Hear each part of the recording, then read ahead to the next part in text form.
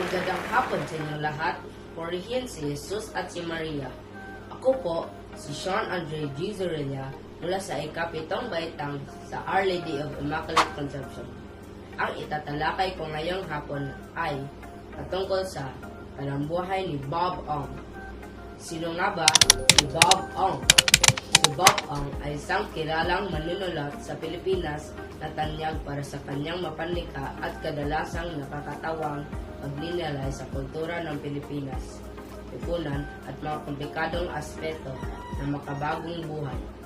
Siya ay naging mahalagang tinig sa kontemporaryong politikan sa Pilipinas at nahuhuli ang puso ng maraming mambabasa sa kanyang natatanging estilo na nag-uugnay ng pang-araw-araw ng wika at malalim na komentaryo sa lipunan. Patungkol sa talambuhay ni Bob Ong. Si Bob Ong na ipinanganak noong 1974 ay isang manunulat na gumagamit ng pangalang Sagisan na nagdadala ng misteryo sa kanyang personalidad. Sa kabila ng kanyang pagiging hindi kilala, ang kanyang mga akda ay nakatanggap ng malaking popularidad sa Pilipinas, lalo na sa mga kabataan.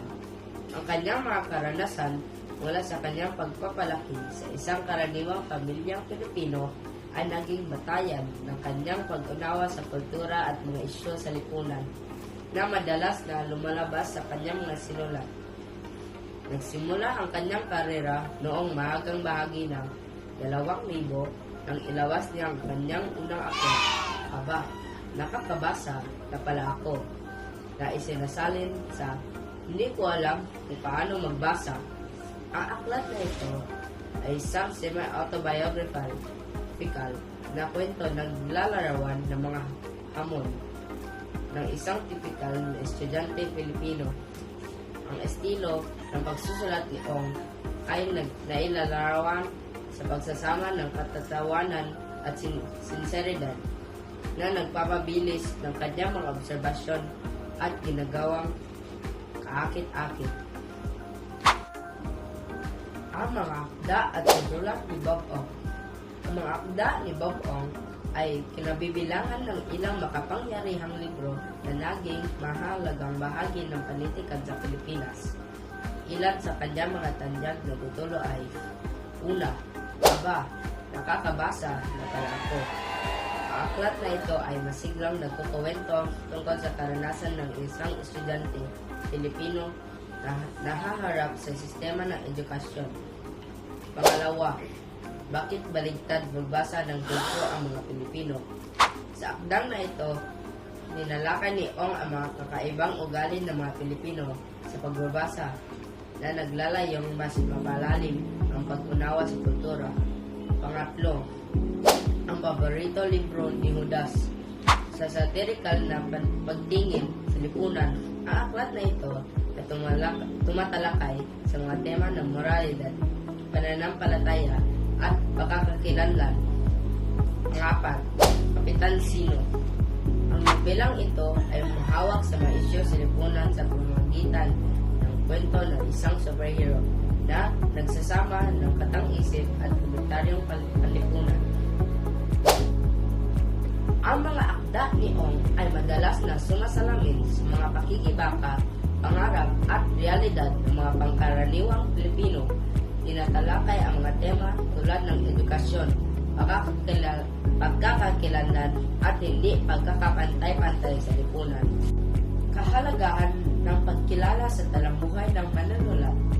Ang pag-unawa sa talambuhay ng isang manunulat ay mahalaga para sa ilang dahilan. Una, contextual na pagsusulit. Madalas na ang background na isang manunulat ay nag-i-influensya sa kanilang pagsusulat. Ang pagkilala sa mga karanasan ng Bob Ong at konteksto ng kultura ay tumutulong sa mga mababasa na maunawan ang mga detalye sa kanyang mga akda. Pangalawa, connection sa mga tema. Ang talambuhay ay nagbibigay liwanag sa mga pagbubuyo sa likod ng mga pagpili ng manunulat. Halimbawa, ang mga karanasan ni Ong sa sistema ng edukasyon ay humuhubog sa kanyang mga kritisismo at katatawanan. na nagpapadali ng koneksyon ng mga mambabasa sa kanyang mga mensahe. Pangatlo, pahalagahang kultural.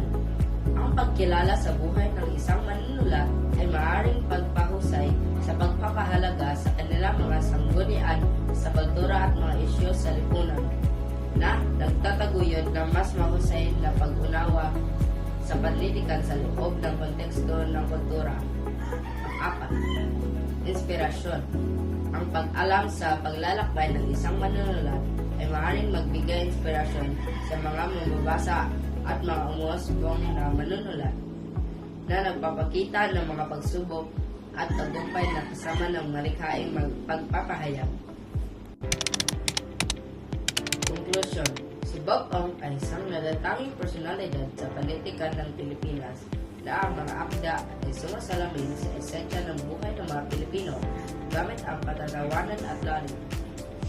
Ang mga kanyang mga sinulat ay hindi lamang nagbibigay aliw, kundi nag-uudyok din ng pag-iisip tungkol sa mga pamantayang panlipunan at mga hamon. Sa pamamagitan ng pag-explore sa talambuhay ng mga manunulat tulad ni Ong, mas malalim na mauunawaan ng mga mambabasa ang kanilang mga contribution sa panlitikan at ang mga kwentong kultura ng kanilang kinakatawan. Yan lang po at sana ay may natutunan kayo sa aking paglalahad. Maraming salamat.